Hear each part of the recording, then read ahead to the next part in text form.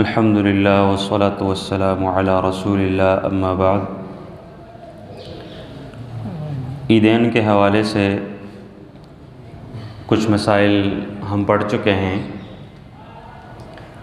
کہ اللہ کے نبی صلی اللہ علیہ وسلم چھوٹی عید اور بڑی عید ان دونوں دنوں میں کن چیزوں کا اہتمام کرتے۔ کچھ مسائل گزر چکے ہیں، دو چار مسائل آج ہم نے مزید پڑھنے ہیں۔ عبداللہ ابن عباس رضی اللہ عنہما سے مروی ہے، وہ بیان کرتے ہیں کہ ان النبی صلی اللہ علیہ وسلم کہ بے شک اللہ کے نبی صلی اللہ علیہ وسلم نے صلی العید بلا اذان ولا اقامت، کہ اللہ کے نبی صلی اللہ علیہ وسلم نے عید کی نماز بغیر اذان اور بغیر اقامت کے پڑھی۔ اخرجہ ابو داود واصلہ فی البخاری، یہ روایت سنن ابو داود کی روایت ہے اور اس کی اصل صحیح بخاری میں موجود ہے۔ تو معلوم ہوا کہ عید والے دن عید کی نماز کے لیے نہ تو اذان ہے اور نہ ہی عید کی نماز کے لیے اقامت، بغیر اذان اور بغیر اقامت کے۔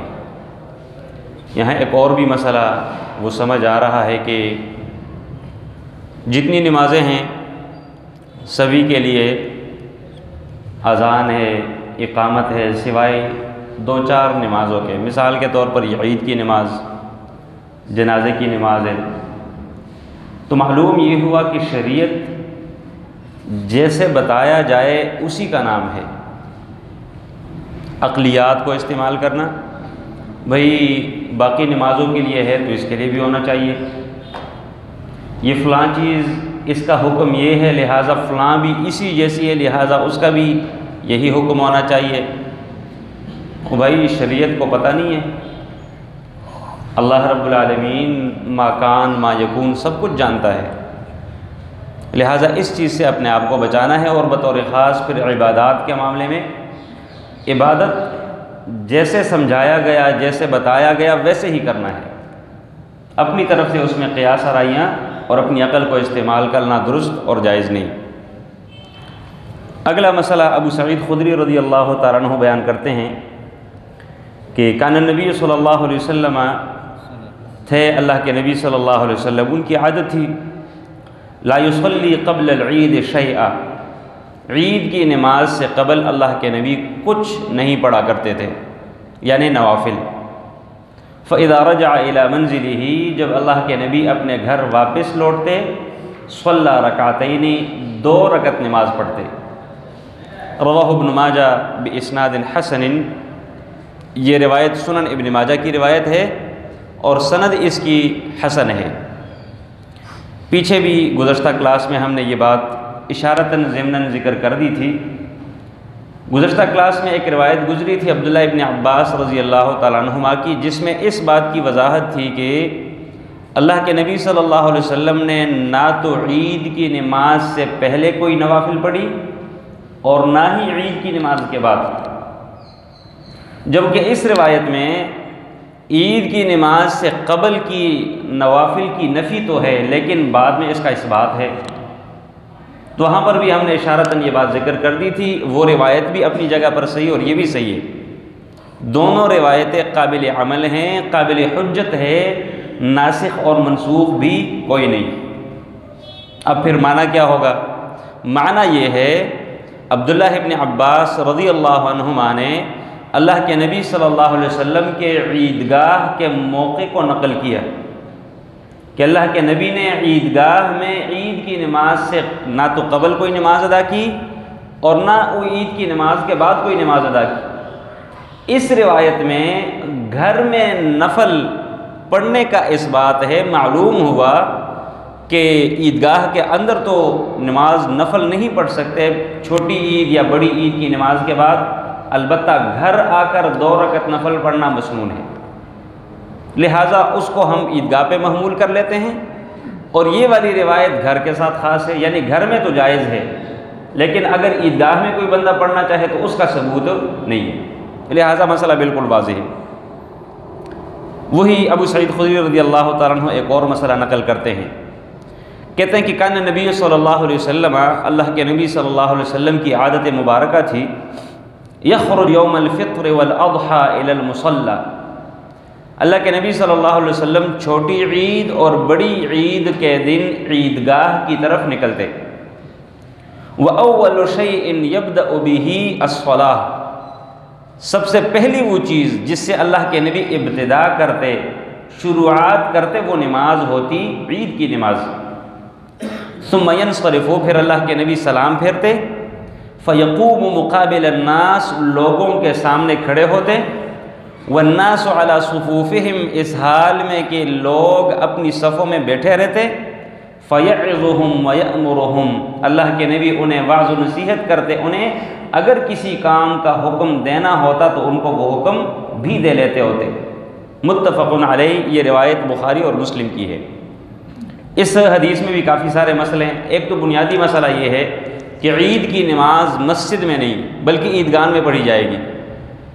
عیدگاہ میں نکلنا مسنون ہے، جبکہ مسجد میں پڑھنا درست اور جائز نہیں، الا من عذر، بارش ہے مثال کے طور پر، یا کوئی اور مسئلہ ہے جس کی وجہ سے بندہ باہر عیدگاہ میں نہیں نکل سکتا، تو مجبوری کی صورت یہ مسجد میں نماز پڑھنا درست اور جائز۔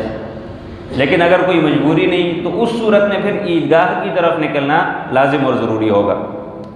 دوسرا مسئلہ، اللہ کے نبی صلی اللہ علیہ وسلم عیدگاہ میں جا کر سب سے پہلے نماز سے ابتدا کرتے۔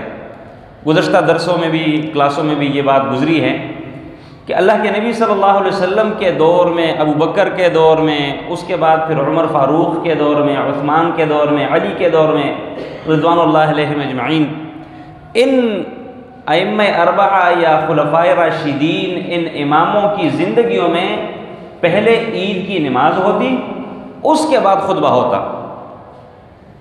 ان کے چلے جانے کے بعد پھر مدینہ منورہ میں مروان نے اس بدعت کو ایجاد کیا کہ خطبے کو انہوں نے نماز عید سے قبل کر لیا۔ اچھا، اب ہمارے اس علاقے میں، ہمارے ہاں ایک نئی بدعت شروع ہو چکی ہے۔ وہ لوگ خطبہ پہلے دیتے، بعد میں نماز ادا کرتے۔ ہمارے ہاں پہلے تقریر ہوتی ہے، پھر نماز ہوتی ہے، پھر خطبہ ہوتا ہے۔ ایک نیا طریقہ ہے، جبکہ میرے نبی کا مسنون طریقہ، مسنون عمل یہی تھا کہ پہلے نماز ادا کرتے، نماز پڑھ لینے کے بعد اللہ کے نبی لوگوں کے سامنے کھڑے ہو کر خطبہ ارشاد فرماتے، لوگوں کو واعظ و نصیحت کرتے۔ جو واعظ و نصیحت اللہ کے نبی جو بات کرنی ہوتی وہ عید کی نماز کے بعد کرتے۔ لہٰذا یہ ایک نئی بدعت، ایک نیا طریقہ دین میں، ایک نئی چیز ایجاد کردہ ہے، خود ساختہ ہے، اس سے بچنا چاہیے۔ اگلی روایت عیدین کی نماز میں تکبیرات کے حوالے سے، کہ عیدین میں جو تکبیرات ہیں وہ اس کی تعداد کیا ہے اور وہ تکبیرات کس مقام پر کی جائیں گی۔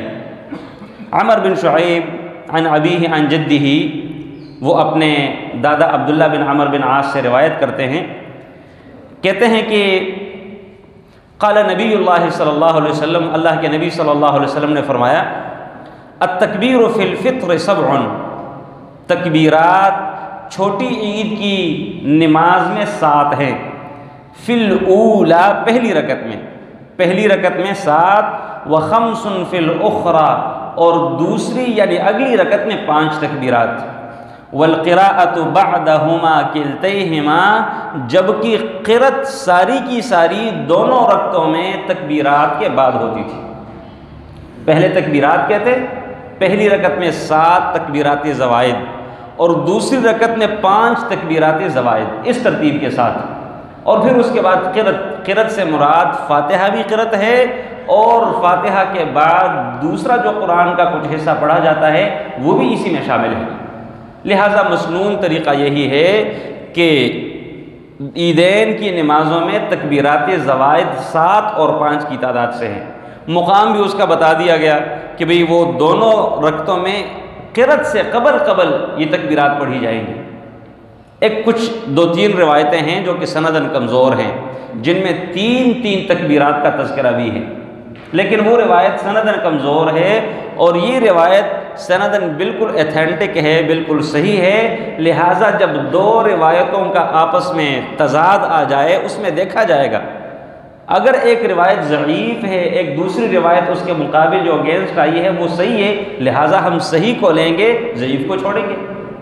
اور یہی ہمارا منہج ہے، یہی ہمارا موقف ہے کہ مستند اور صحیح روایات کو لیا جائے، ضعاف کو چھوڑا جائے۔